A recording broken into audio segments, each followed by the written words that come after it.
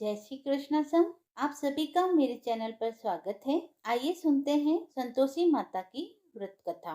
एक बुढ़िया थी, उसके 7 बेटे थे। 6 कमाने वाले थे, एक निकम्मा था। बुढ़िया माँ 6 बेटों की रसोई बनाती, भोजन कराती और कुछ जूठन बच जाती वह 7वें को दे देती थी। परंतु वह बड़ा भोला भाला था, मन में कुछ विचार नहीं करता था। एक दिन वह बहू से बोला, देखो मेरी माँ को मुझ पर कितना प्रेम है। वह बोली, क्यों नहीं, सबका झूठा बचा हुआ जो तुमको खिलाती है। वह बोला, ऐसा नहीं हो सकता है, मैं जब तक आंखों से न देख लूं मान नहीं सकता। बहू ने हंसकर कहा, देख लोगे तब तो मानोगे। कुछ दिन बाद त्योहार आया। घर में 7 प्रकार के भोजन और चूरमे के लड्डू बने। वह जांचने को सिर दुखने का बहाना कर पतला वस्त्र सिर पर ढक रसोई घर में सो गया। वह कपड़े में से सब देखता रहा। 6 भाई भोजन करने आए। उसने देखा, माँ ने उनके लिए सुंदर आसन बिछा, नाना प्रकार की रसोई परोसी और आग्रह करके उन्हें जिमाया। वह देखता रहा। 6 भोजन कर उठे, तब माँ ने उनकी जूठी थालियों में से लड्डू के टुकड़े उठाकर एक लड्डू बनाया। जूठन साफ कर बुढ़िया माँ ने उसे पुकारा, बेटा 6 भाई भोजन कर गए, अब तू ही बाकी है, उठ तू कब खाएगा। वह कहने लगा, माँ मुझे भोजन नहीं करना, मैं अब परदेश जा रहा हूँ। माँ ने कहा, कल जाता हो तो आज चला जा। वह बोला, हाँ आज ही जा रहा हूँ। यह कहकर वह घर से निकल गया। चलते समय स्त्री की याद आ गई। वह गौशाला में कंडे थाप रही थी। वहां जाकर बोला, हम जावे परदेश आवे कुछ काल, तुम रहिए संतोष से धर्म अपनो पाल। वह बोली, जाओ पिया आनंद से, हमारो सोच हटाए, राम भरोसे हम रहे, ईश्वर तुम्हें सहाय। दो निशानी आपनी देख ध्रुव में धीर, सुधी मति हमारी बिसारियो, रखियो मन में गंभीर। वह बोला, मेरे पास तो कुछ नहीं, यह अंगूठी है सो ले, अपनी कुछ निशानी मुझे दे। वह बोली, मेरे पास क्या है, यह गोबर भरा हाथ है। यह कहकर उसकी पीठ पर गोबर के हाथ की थाप मार दी। वह चल दिया। चलते चलते वह दूर देश में पहुंचा। वहां एक साहूकार की दुकान थी। वहां जाकर कहने लगा, भाई मुझे नौकरी पर रख लो। साहूकार को जरूरत थी, बोला रह जा। लड़के ने पूछा, वेतन क्या दोगे। साहूकार ने कहा, काम देखकर दाम मिलेगा। साहूकार की नौकरी मिली। कुछ दिनों में दुकान का सारा लेन देन, हिसाब किताब, ग्राहकों को माल बेचना, सारा काम उसने सीख लिया और सभी काम वही करने लगा। साहूकार के 7-8 नौकर थे, वे सब चक्कर खाने लगे। यह तो बहुत होशियार बन गया। सेठ ने भी काम देखा और 3 महीने में ही उसे आधे मुनाफे का हिस्सेदार बना दिया। वह कुछ वर्ष में ही नामी सेठ बन गया और मालिक सारा कारोबार उस पर छोड़कर चला गया। अब बहू पर क्या बीती सो सुनो। सास ससुर उसे दुख देने लगे। सारी गृहस्थी का काम करा के उसे लकड़ी लेने जंगल में भेजते। इस बीच घर के आटे से जो भूसी निकलती, उसकी रोटी बनाकर रख दी जाती और फूटे नारियल की नारेली में पानी। इस तरह दिन बीतते रहे। एक दिन वह लकड़ी लेने जा रही थी। रास्ते में बहुत सी स्त्रियां संतोषी माता का व्रत करती दिखाई दी। वह वहां खड़ी होकर कथा सुनने लगी और पूछा, बहनों तुम किस देवता का व्रत करती हो और उसको करने से क्या फल मिलता है। इस व्रत को करने की क्या विधि है। यदि तुम अपने इस व्रत का विधान मुझे समझा कर कहोगी तो मैं तुम्हारा बड़ा एहसान मानूंगी।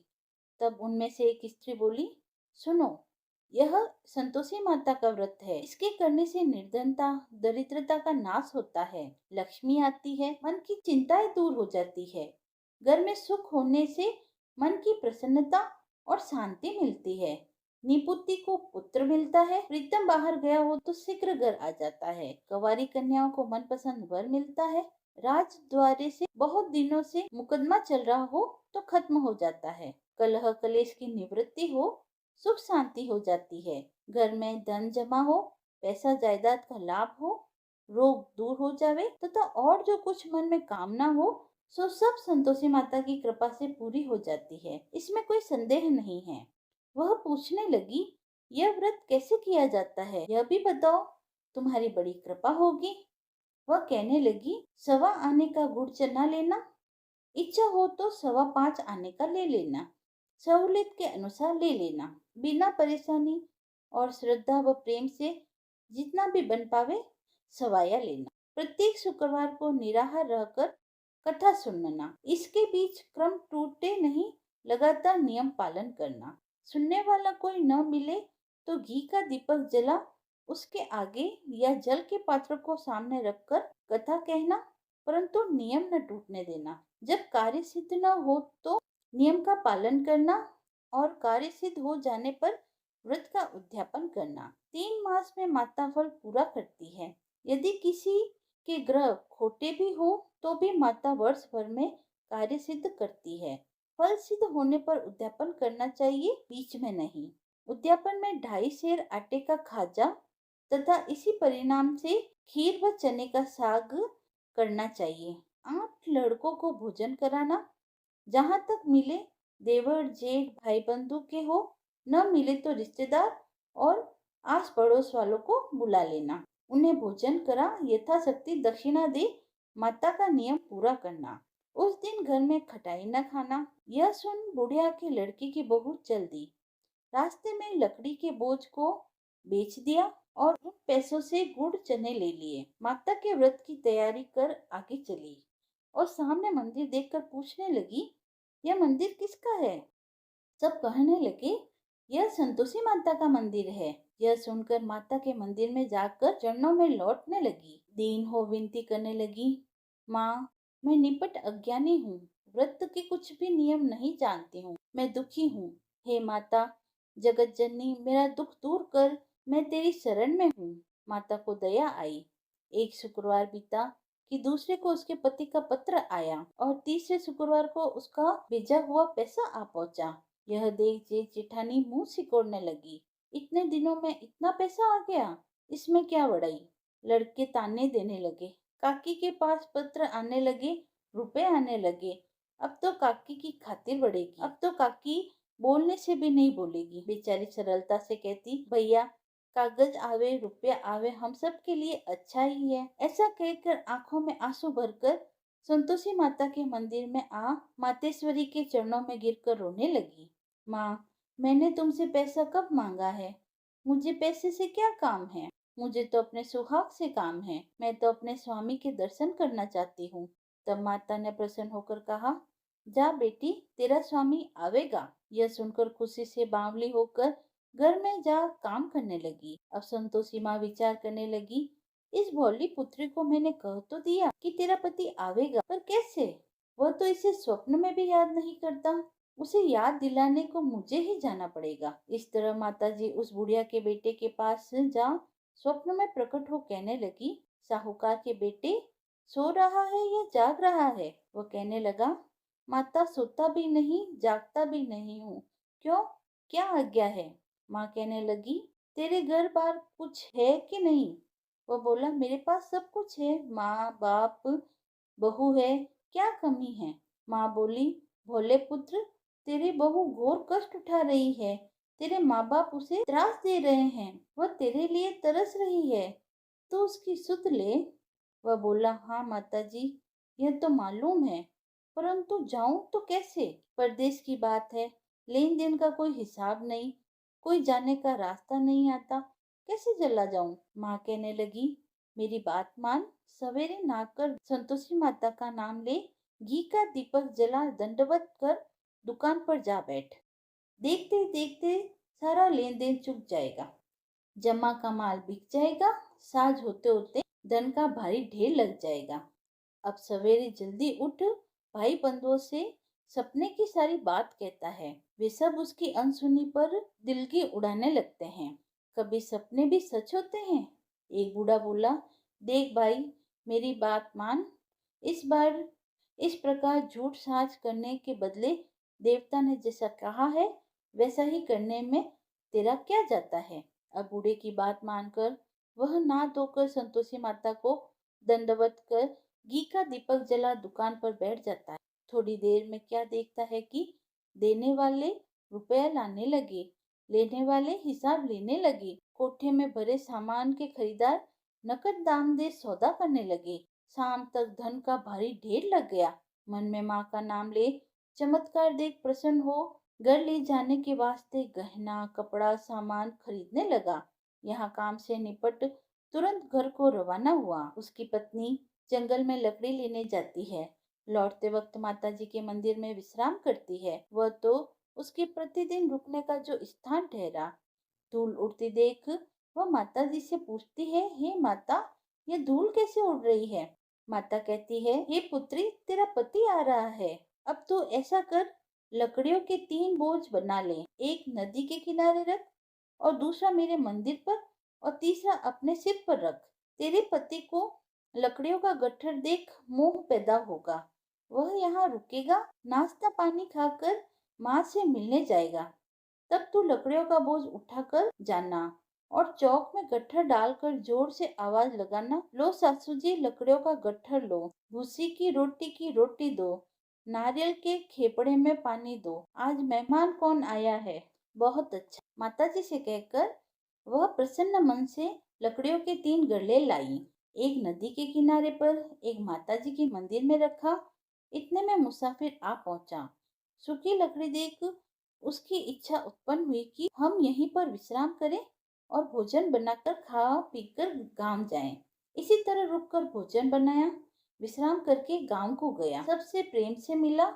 उसी समय सिर पर लकड़ी का गट्ठर लिए वह उतावली सी आई। लकड़ियों का भारी बोझ आंगन में डालकर जोर से 3 आवाज देती है, लो सासू जी, लकड़ियों का गट्ठर लो, भूसी की रोटी दो, आज मेहमान कौन आया है? यह सुनकर उसकी सास बाहर आकर अपने दिए हुए कष्टों को भुलाने हेतु कहती है, बहू, ऐसा क्यों कहती है? तेरा मालिक ही तो आया है। आ बैठ, मीठा भात खा, भोजन कर, कपड़े गहने पहन।